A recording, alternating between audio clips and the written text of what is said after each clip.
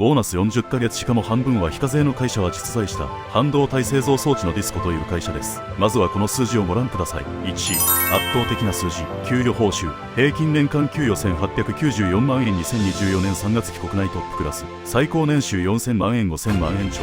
賞与支給額月給の約40ヶ月分。以上業績連動 WILL ウィル連動の合計。ウィルについては後ほど詳細。初任給27万5000円学部卒。30万9200円博士料。採用人気。入社倍率約100倍200倍推定。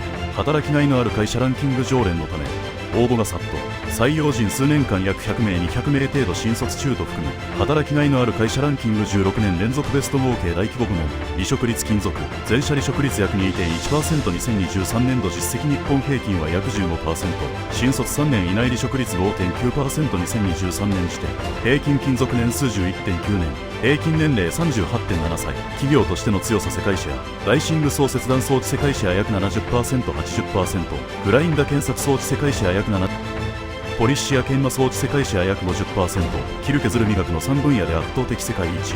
営業利益率 39.3%。 2024年3月期製造業としては異次元の高さ。通常後 110% で有料。凄まじいですよね。2、高給のわけ。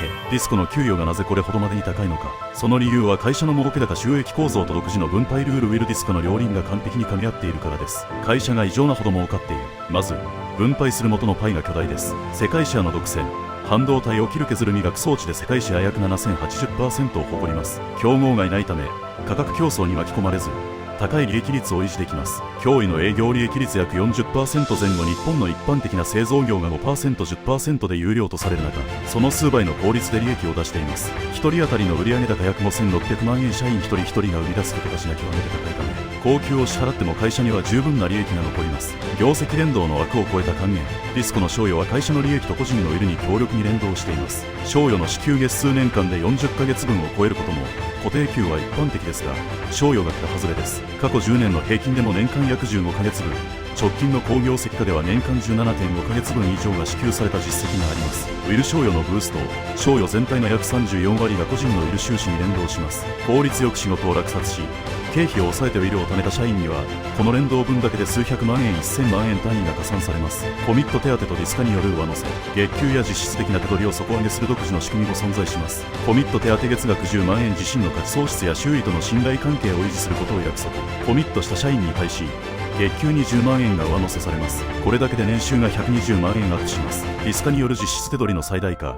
ウィルの利益の一部は経費決済権であるディスカとして付与されます。これを自己研鑽や業務環境 PC、ガジェット、社内施設に充てることで自分の財布課税後の給料を痛めずに高価な投資ができるため実質的な生活水準が跳ね上がります。ディスコは社員を雇っているのではなくウィルとディスカという武器を与えて稼がせている。だからこそ日本の平均をはるかに超える4000万円という数字が現実になるのです。3、非課税のわけ。ディスコの仕組みが実質的に非課税と言われる理由は稼いだウィルの一部が給与としてではなくディスカという経費決済権として配分される点にあります。通常のボーナスの場合、例えば100万円のボーナスが支給される場合、そこから所得税や住民税、社会保険料などが差し引かれます。手元に残る手取り額は年収によりますが大体70万円から80万円程度に目減りしてしまいます。私たちはその目減りしたお金の中から仕事に必要な本を買ったり新しいパソコンを新調したりします。ディスカを活用した場合、ディスカは会社の経費を個人の判断で使える権利です。ウィルで利益を上げその一部をディスカとして受け取るとその枠内で備品の購入や自己研鑽の費用を決済できます。これは会計上は個人の所得ではなく会社の経費として処理されるため税金や社会保険料が一切引かれません。つまり100万円分のディスカがあれば税金で引かれる前の100万円という価値をそのままフルに自分の仕事環境やスキルアップに投資できることになります。この目減りしないという性質が実質的に非課税の恩恵を受けているのと同じ状態を作り出しています。4、法的に OK なの。多くの人が脱税や無礼な仕組みではないかと疑うポイントですが、結論から言うとこれは税務上正しく整理された合理的な仕組みです。ディスコは東証プライム上場の超有料企業であり監査法人や税務署の厳しいチェックを常に受けています。経費と所得の明確な区分。脱税とは本来払うべき個人の所得を隠すことを指します。しかしディスカで決済されるのはあくまで仕事に必要な備品、 PC、書籍、あるいは社内での打ち合わせ、費用や福利厚生施設の利用に限られています。これらは日本の税法上会社が事業を継続するために必要な経費として認められている範囲内の支出です。会社が認める投資、個人のプライベートな買い物自宅の冷蔵庫や家族との旅行などをリスカで支払うことはできません。